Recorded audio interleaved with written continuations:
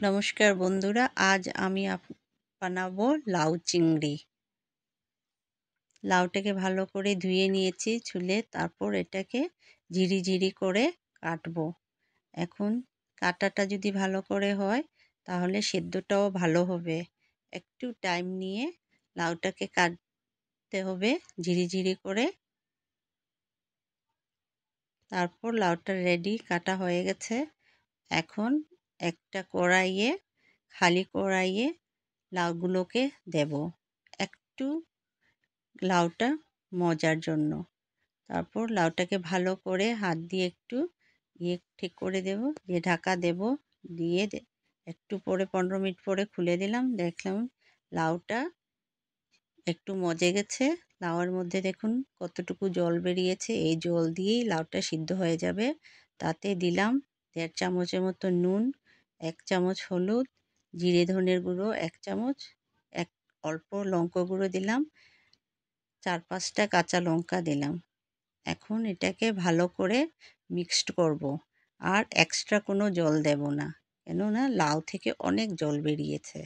এটাকে ঢাকা দিলাম। এই সাইডে এখন চিংড়িগুলোকে ভালো করে পরিষ্কার করে ধুয়ে নিয়েছি, তাতে নুন হলুদ দিলাম, দিয়ে ভালো করে এটাকে মিক্সড করলাম।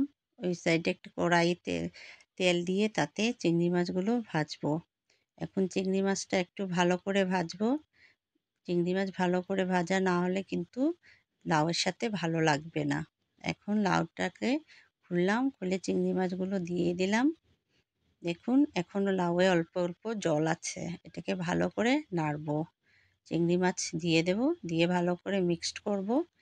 এই সাইডে ধনের পাতাগুলোকে ধুয়ে এখন কাটছি।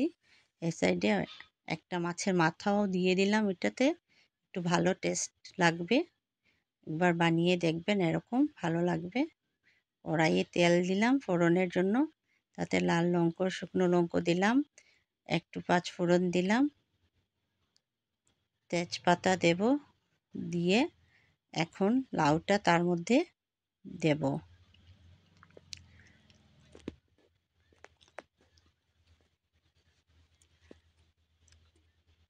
লাউটাকে দিয়ে ভালো করে নাড়বো, যাতে ফোড়নটা যেন পুরো ভালো করে যাতে মিক্সড হয়ে যায়।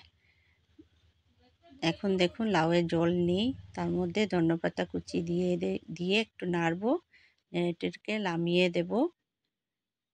বন্ধুরা, আমার যদি এই রান্নাটা ভালো লাগে তাহলে আপনারা আমার চ্যানেলটাকে লাইক, সাবস্ক্রাইব অ্যান্ড শেয়ার করে দেবেন। ধন্যবাদ।